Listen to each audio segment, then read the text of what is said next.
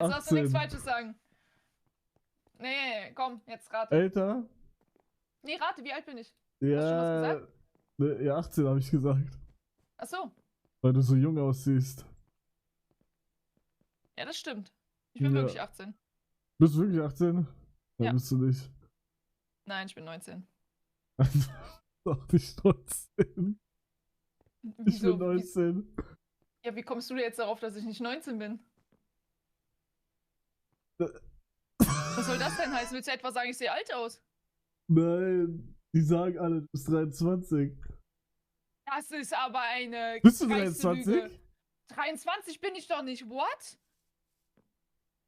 Ja, bist du Na, ich bin 23. 23?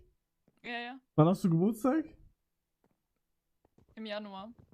Ah, okay, also wirst du nächstes Jahr erst 24.